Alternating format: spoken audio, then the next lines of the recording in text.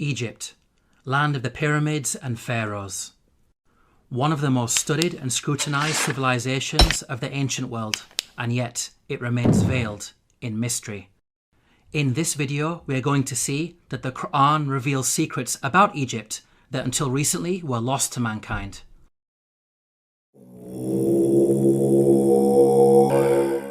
Pharaoh was a tyrant in Egypt, enslaving and persecuting the children of Israel. The Qur'an states the following about the death of Pharaoh and his supporters. فما بكت عليهم السماء والأرض وما كانوا منظرين. Note the words, heaven and earth wept not for them. A recently unearthed pyramid text has granted us new insights into the meaning of this verse. The pyramid text reads, "The sky weeps for you, the earth weeps for you, when you ascend to heaven as a star." Here, the pyramid text praises Pharaoh, claiming that upon his death he will ascend through the sky and claim supremacy of the heavens by becoming a star. We can see that the Qur'an quotes the pyramid text directly in its rebuttal of Egyptian adulations of Pharaoh. What's amazing is that knowledge of the ancient Egyptian language of hieroglyphics was lost to mankind at the time the Qur'an was revealed. It wasn't until the discovery of an artifact known as the Rosetta Stone in the 18th century, over 1,000 years after the revelation of the Qur'an, that mankind has been able to fully decode the hieroglyphics.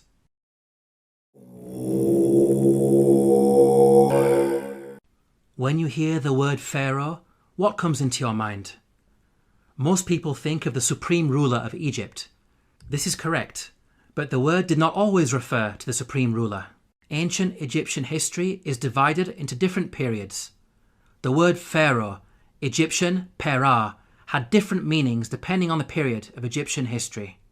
Historically, the word Pharaoh only started being used as a title for the supreme ruler much later in Egyptian history, during the New Kingdom period.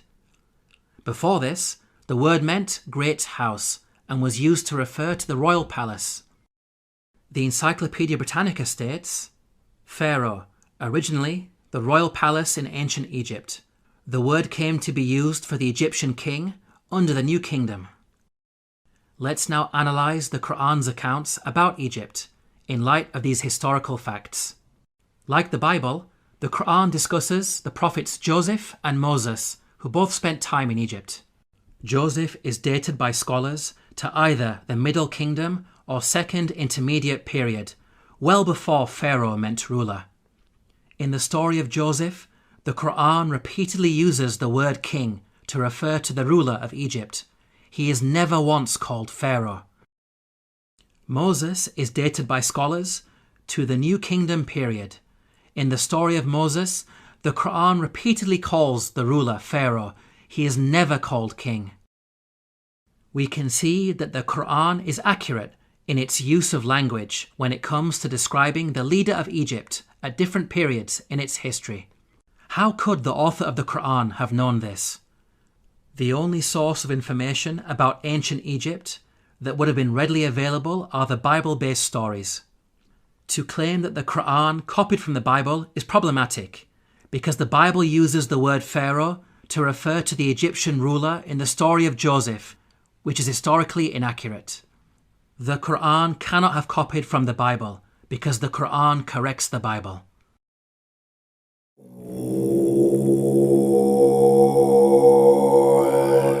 The Bible explicitly states that at the time of the Exodus, the Israelite men were vast in number. The Israelites journeyed from Ramesses to Sukkoth. There were about 600,000 men on foot, besides women and children. If we factor in the women and children, then the total number of Israelites would realistically be in the millions. This claim of a vast nation is problematic in light of other information that the Bible provides. Firstly, Pharaoh is said to have appointed 2 midwives to deliver and murder Israelite babies. The king of Egypt said to the Hebrew midwives, whose names were Shiphrah and Puah, "When you are helping the Hebrew women during childbirth on the delivery stool, if you see that the baby is a boy, kill him." 2 midwives would only be sufficient for such a task if the Israelites were small in number and giving birth to a manageable number of babies. 2 midwives would not be sufficient for a vast nation of millions. Secondly, the Bible tells us that after the Exodus, God informed Israel that they would not be granted the land of their enemies straight away. But I will not drive them out in a single year, because the land would become desolate and the wild animals too numerous for you. Little by little, I will drive them out before you, until you have increased enough to take possession of the land. Note the reason for the Israelites being denied immediate possession of the land. It is said that wild animals will overpower them. Such a statement only makes sense if the Israelites were small in number and not a vast nation of millions, as the Bible claims. By contrast, the Qur'an states that the Israelites were only a small band at the time of Moses. فأرسل فرعون في المدائن حاشرين إن هؤلاء لشرذمة قليلون. We can see that the Qur'an fixes the contradictions that are present in the biblical narrative.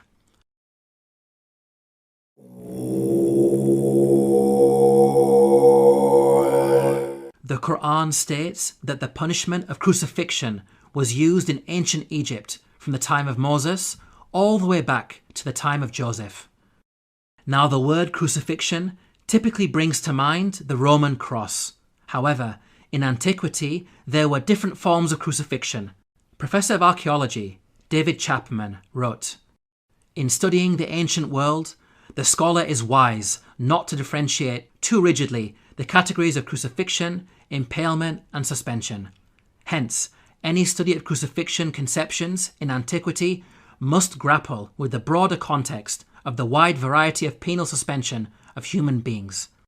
The Arabic words translated as crucified in the Quranic verses all contain the root word solaba.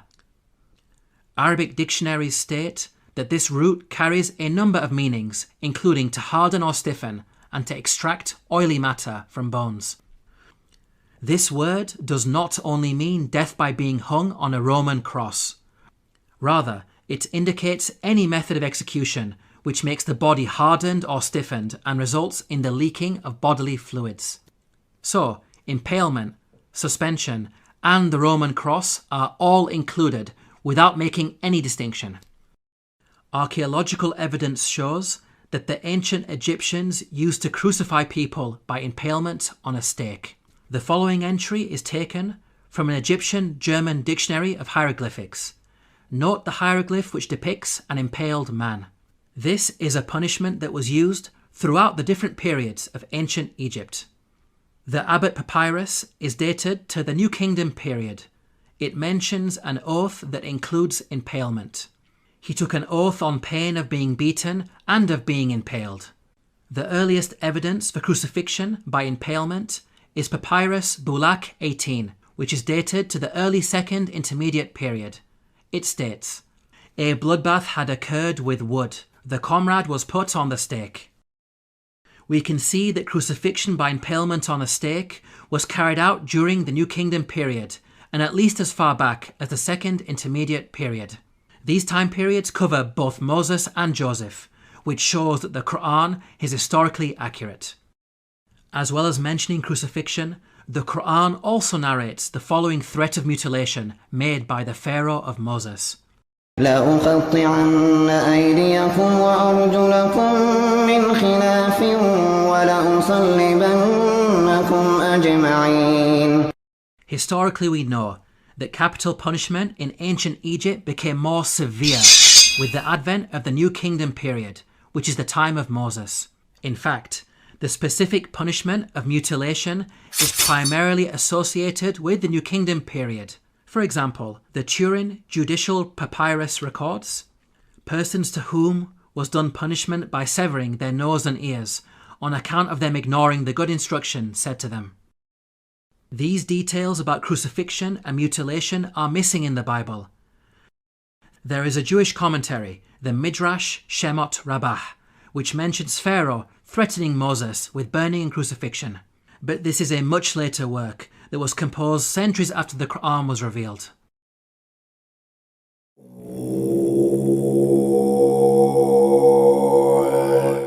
Neither the Bible nor Qur'an identifies the Pharaoh of Moses by name. We can use the details provided in the scriptures to try to identify the Pharaoh. Both scriptures speak of the Israelites being taken into slavery before the birth of Moses. The use of Semites for slave labour occurred only during the New Kingdom period.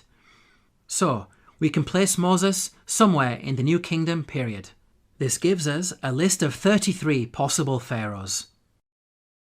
Both scriptures also speak of an exodus of the Israelites out of Egypt.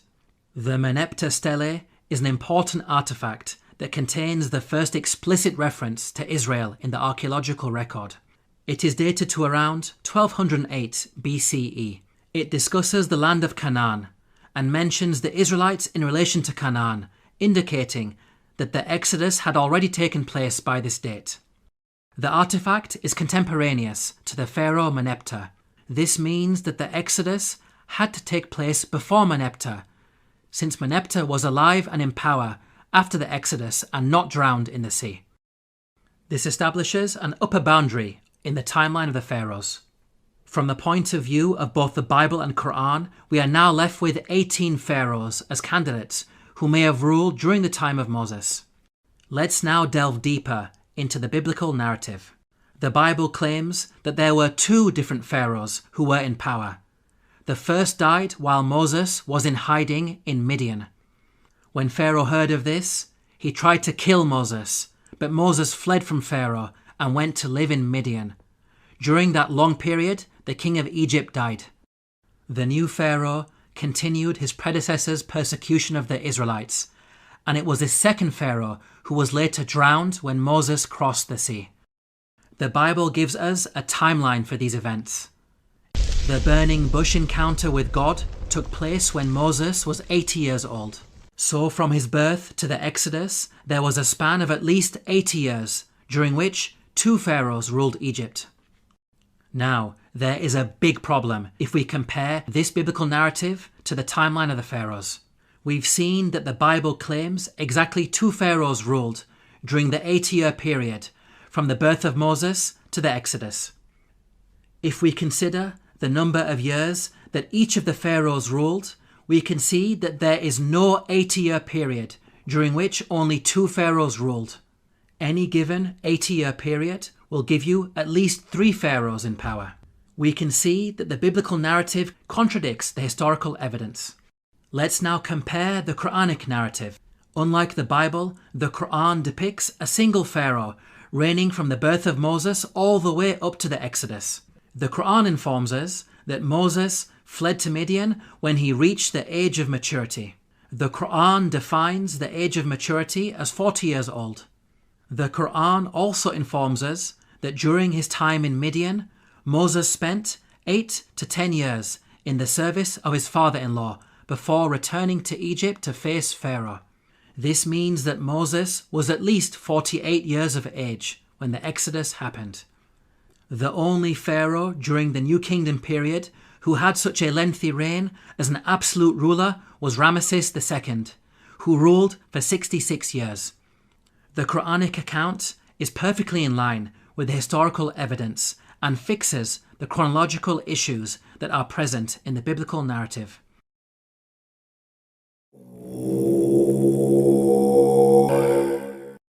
Let's now compare the life and religion of Ramesses II to the claims that the Qur'an makes about the Pharaoh of Moses.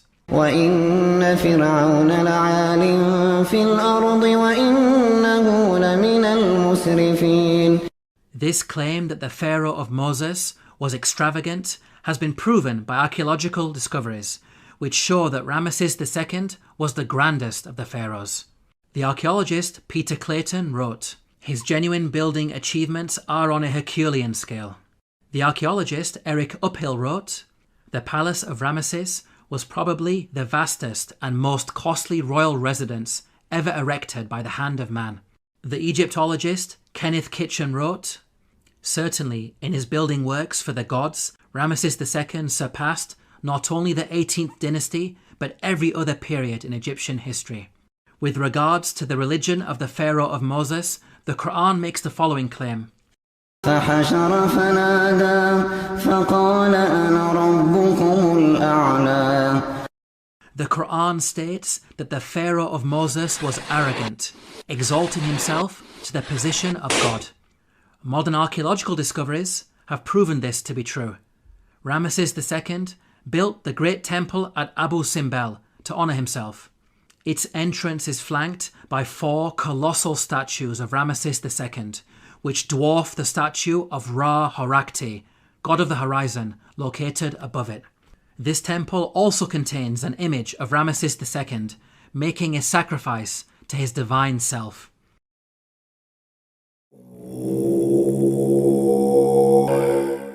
The Qur'an makes the following claim about the Pharaoh of Moses, who God drowned in the sea. فاليوم ننجيك ببدنك لتكون لمن خلفك آية. We can see that the Qur'an explicitly states that the Pharaoh's body will be preserved as a sign for future generations. Note that the Qur'an never makes such a statement about any of the other destroyed nations that it discusses, typically stating that their abandoned buildings and ruins have been made signs for later generations. This claim about a body being preserved is unique to the Pharaoh of Moses. The body of Ramesses II was discovered by archaeologists in the year 1881 CE. The mummy has been on display in the Cairo Museum, and over the last century, it has been seen by millions of tourists from all over the world. In the following documentary, Sir Tony Robinson states that Ramesses II is one of the few pharaohs whose body has survived largely intact. Just across the river from Luxor lies the famous Valley of the Kings, where Ramesses himself was buried. His mummy was discovered in 1881. One of the few pharaohs whose body has survived largely intact. Historically, priests had concealed his body in a secret location in the year 1000 BCE because of a problem with grave robbers. Nothing was known about his mummy in the intervening period of almost 3,000 years. At the time the Qur'an was revealed, the whereabouts and fate of Pharaoh's body was unknown. During the 3,000-year period in which the body was hidden, it could easily have been damaged or stolen. It may have even remained lost forever, locked away in its secret location, never to be rediscovered. If you think about it, these statements in the Qur'an are not only historically accurate, but also represent quite a bold prophecy.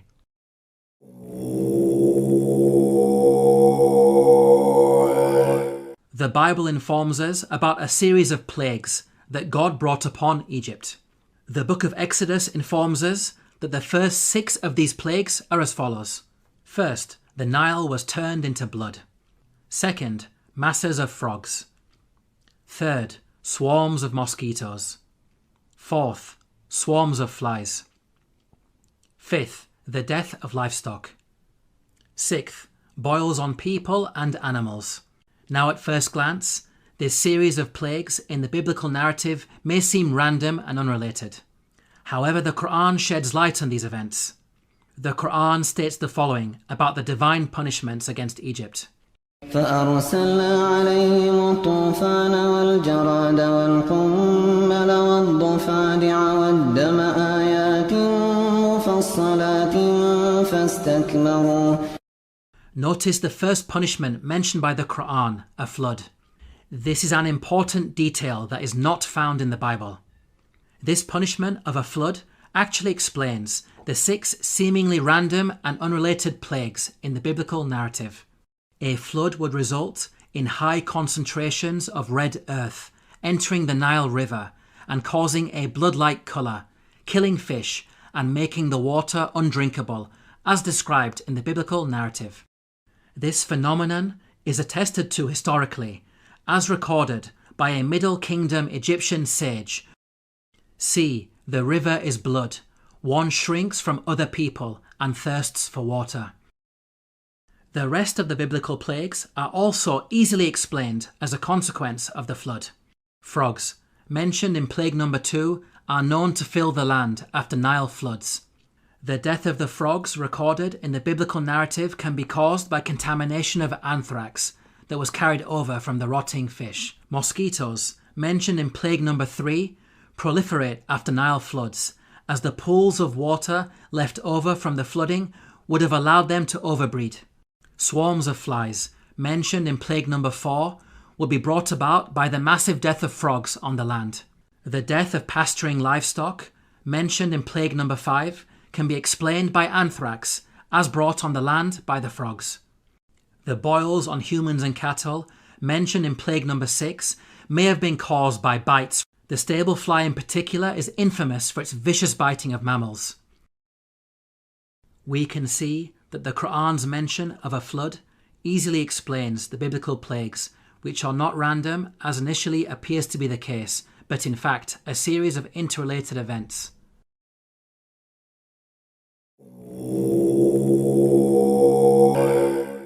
The Qur'an mentions the following incident about Joseph while he was in Egypt. وشروه بثمن بخس دراهم معدودة وكانوا فيه من الزاهدين. Here the Qur'an states that Joseph was sold for a paltry price. The Arabic phrase used is darahima ma'dudatin, which contains the words dirham and ma'dud. Dirham means a unit of silver coinage or weight. Ma'dud means countable or limited in number.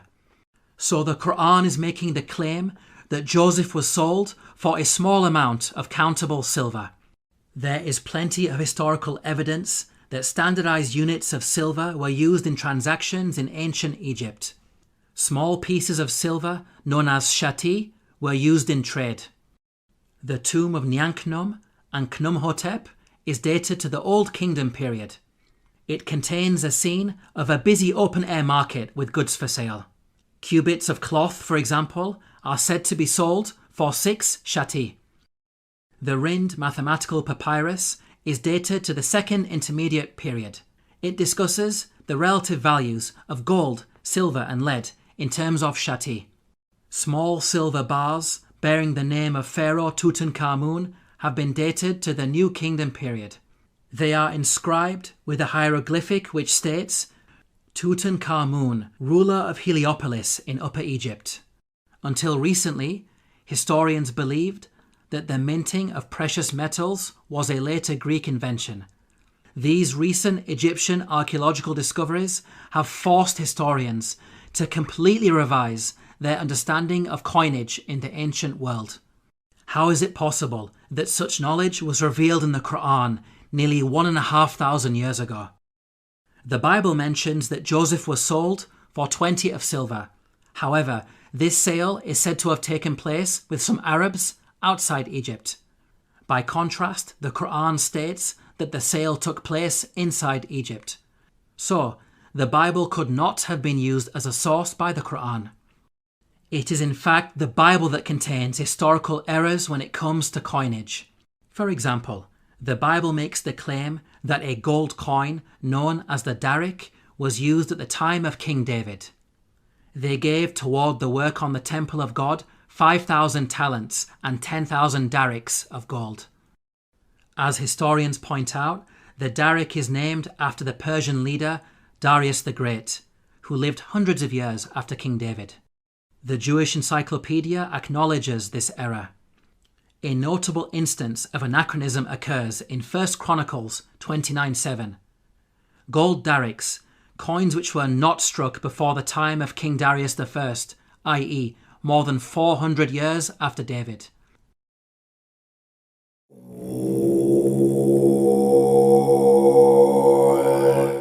The Qur'an narrates the following conversation between the Pharaoh of Moses and an individual referred to as Haman. وقال فرعون يا هامان ابن لي صرحا لعلي أبلغ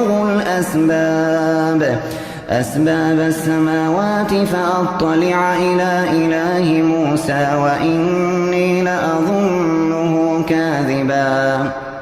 Here Pharaoh commanded Haman to build a tower that would allow him to reach the heavens. It's important to understand that Pharaoh's intention was not to literally scale a tower to reach the sky. Rather, it's a reference to the Egyptian belief that after death, the Pharaoh would ascend from earth to heaven, taking his place among the gods. As we covered earlier, the author of the Qur'an had an awareness of ancient pyramid texts that detailed such beliefs. Egyptian monuments housed the bodies of dead pharaohs. These monuments acted as a bridge between this world and the next. They were filled with religious writings that served as instructions to help the dead pharaoh ascend to the heavens. Hence, the person in charge of constructing such a monument for Pharaoh would not only need to be skilled in architecture, but also highly knowledgeable in religion, a builder-priest of sorts. Let's now turn to history to see if we can identify an individual known as Haman, who was both a builder and a priest. Earlier we concluded that Ramesses II was the pharaoh at the time of Moses, so we will focus on this time period. A block statue in the Egyptian Museum of Munich contains a biographical account of the life of a high priest named Baken Khonsu. In his own words he states, "I am one truly reliable, useful to his Lord, who performs beneficent deeds within his temple. I being principal chief of works in the estate of Amun, I erected obelisks of granite stone whose tops reach to the sky." Here, Baken Khonsu tells us that he served the pharaoh in two ways, first by performing rituals in the temple, and second as chief architect. In fact, Baken Khonsu was an architect extraordinaire, being one of the greatest in all of ancient Egypt. He is responsible for constructing the Temple of Amun at Karnak, a monument that remains one of the largest religious structures ever created by man. With regards to the priesthood, Baken Khonsu informs us that he had a very long and illustrious career. "I was a third prophet of Amun for 15 years. I was a second prophet of Amun for 12 years. He appointed me high priest of Amun for 27 years. Here Baken Khonsu is stating that he served the god Amun throughout his priestly career. Amun is the name of an Egyptian deity who rose to prominence during the New Kingdom period. By the time Baken Khonsu died, he had been a priest for many decades, having served Ramesses II as high priest throughout his reign. Both Ramesses II and Baken Khonsu were contemporaries who died around the same time. What about the Qur'an's mention of Haman? How does it relate to Baken Khonsu? Baken Khonsu referred to himself by the title High Priest of Amun. The actual phrase in the hieroglyphics is Ham, Nata, Tapi, Amana.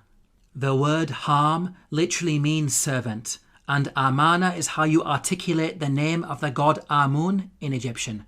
Baken Khonsu was Ham Amana, meaning servant of Amun. The Qur'an's mention of Haman may be simply an Arabized version of the Egyptian Ham Amana. Let's now summarize the main points about Baken Khonsu. He was a senior-ranking figure under Pharaoh Ramesses II, acting as both high priest and chief architect. He served in the temple of the god Amun and thus had the title Ham Amana. It is clear that all of the historical evidence fits perfectly with the Quranic narrative. Now it's important to point out that the Bible also mentions a Haman, but the resemblance is only in name. The biblical Haman served under a Persian king and bears no relation to the Quranic Haman of Egypt. Yet again, these are details that are completely missing in the biblical narrative. In this video, we have seen that the Qur'an has a remarkable insight into many facets of ancient Egypt, revealing long-lost knowledge while also correcting the Bible. Claims that the author of the Qur'an copied from the Bible are clearly rubbished in light of such facts. The Qur'an boldly declares its origins. تنزيل الكتاب لا ريب فيه من رب العالمين. To learn more about the miracles of the Qur'an, Please download your free copy of the book, The Eternal Challenge, at the link below.